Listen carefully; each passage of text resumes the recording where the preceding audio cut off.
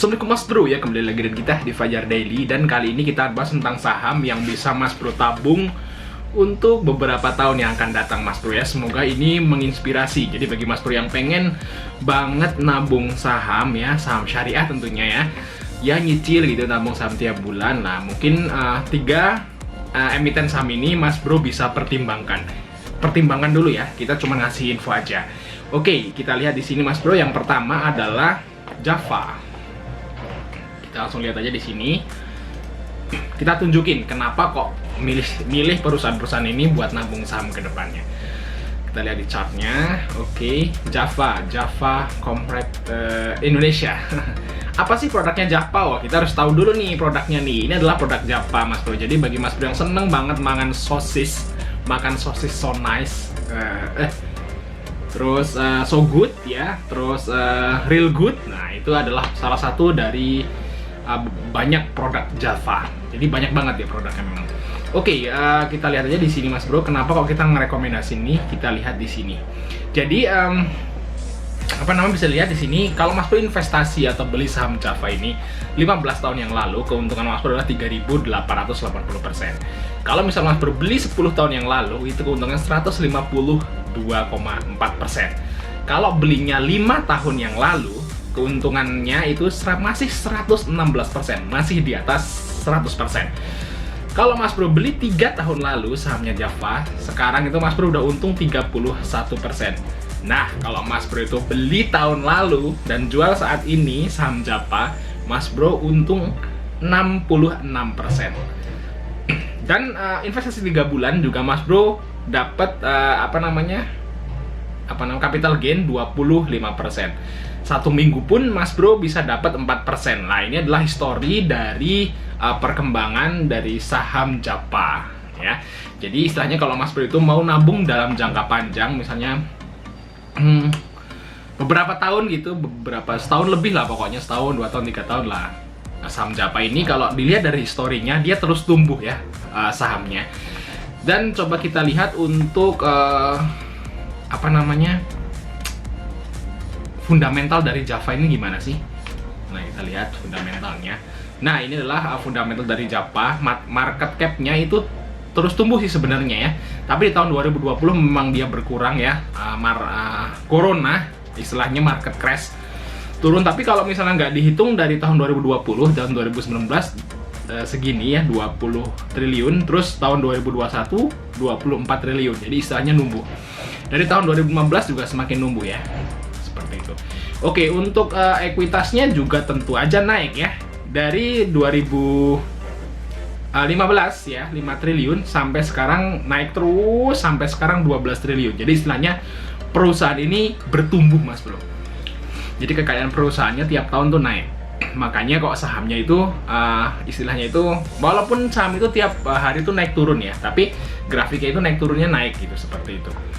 Bertumbuh lah bahasanya. Terus net profitnya juga untung terus ya di sini ya. Tahun 2015 minus, tapi setelah itu plus terus. Bahkan di tahun 2020 pas waktu market crash atau corona itu dia naik. Terus untuk PBV juga nggak terlalu mahal ya dibanding dengan perusahaan sejenis yang lain kayak mungkin ICBP, Indofood ya, terus Mayora atau Unilever. Nah, ini termasuk murah Mas Bro PBV-nya.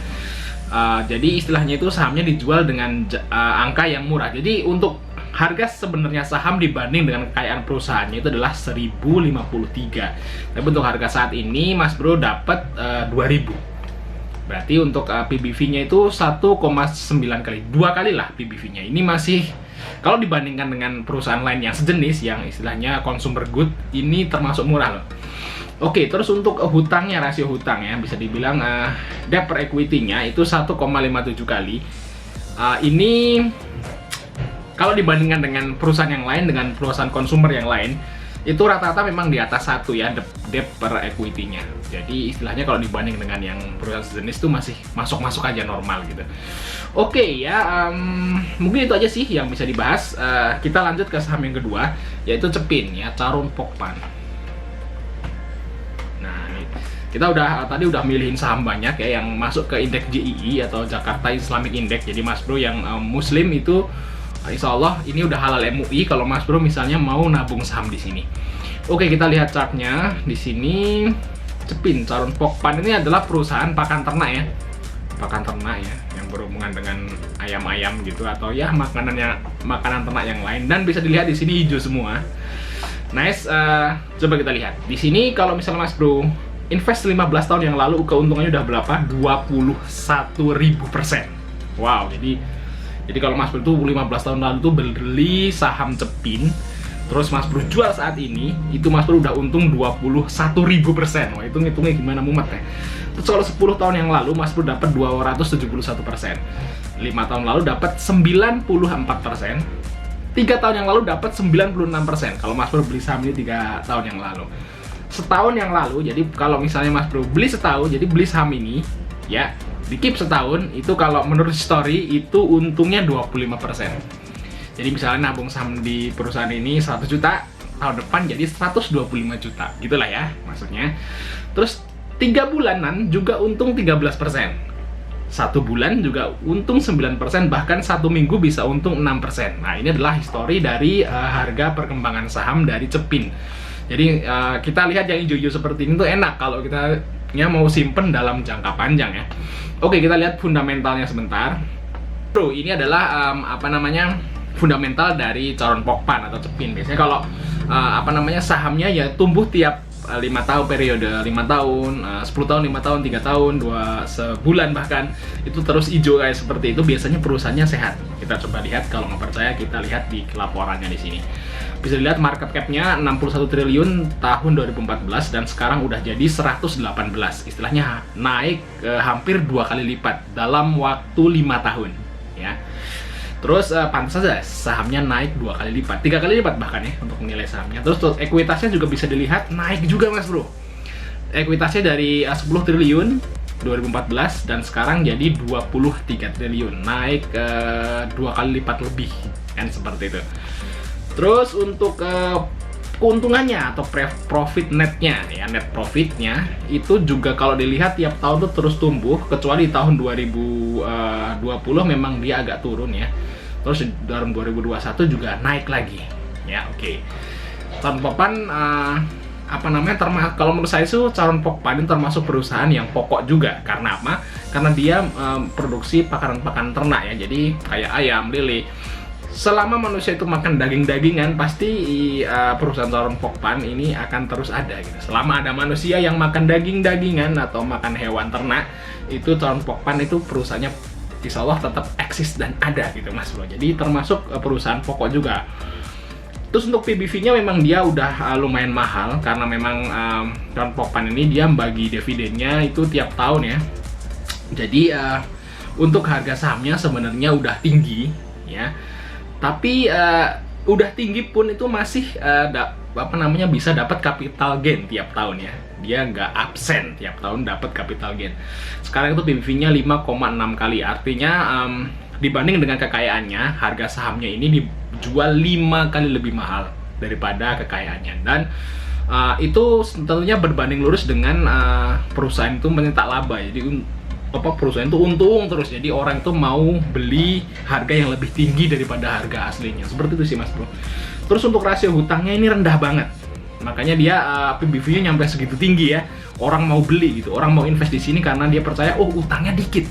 Perusahaan yang untung gede, utangnya dikit, pasti kebanyakan orang berpikir wah ini perusahaannya sehat, bagus, kalau simpen dalam jangka panjang oke lah, duit kita aman gitu ya. Biasanya seperti itu ya pemikirannya, memang iya seperti itu.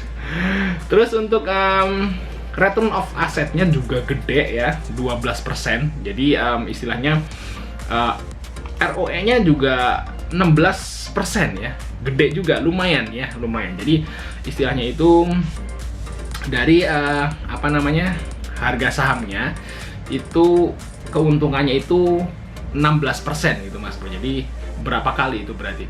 15 berarti 8 kali Mas Bro ya. Jadi misalnya Mas Bro beli sekarang, itu 8 tahun lagi itu harga sahamnya itu udah keuntungannya itu udah nutup harga sahamnya. Seperti itu. Penjelasannya kurang jelas Oke lah, pokoknya sehat lah ini sih.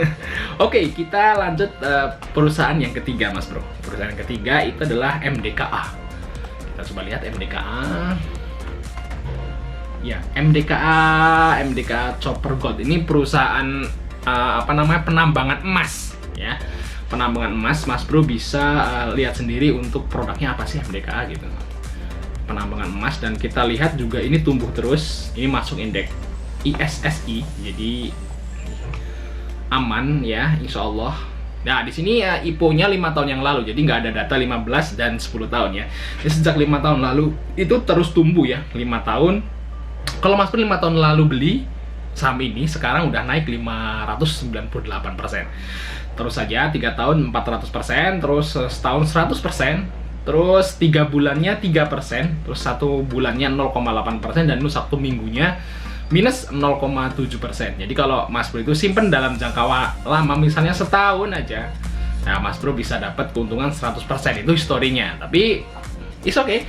Misalnya setahun aja kita dapat untung 15% dari harga kita beli, itu udah oke banget. Sekarang aja untuk deposito ribawi, deposito riba aja, Mas Bro hanya dapat maksimal tuh kayaknya 4-5% ya deposito di bank riba itu. Jadi kalau misalnya Mas Bro dapat untung 10% aja dari investasi di saham MDKA, ya tentu udah 2 kali lipat daripada hasil dari deposit. Oke, kita lihat untuk fundamentalnya dikit aja ya, fundamental dari MDKA. Oke, MDKA.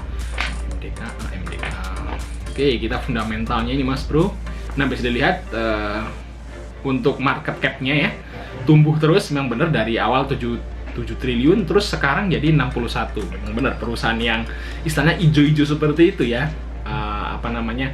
pergerakan sahamnya pasti biasanya sehat. Emang bener di sini. Ekuitasnya juga naik terus dari 2 triliun sekarang jadi 10 triliun.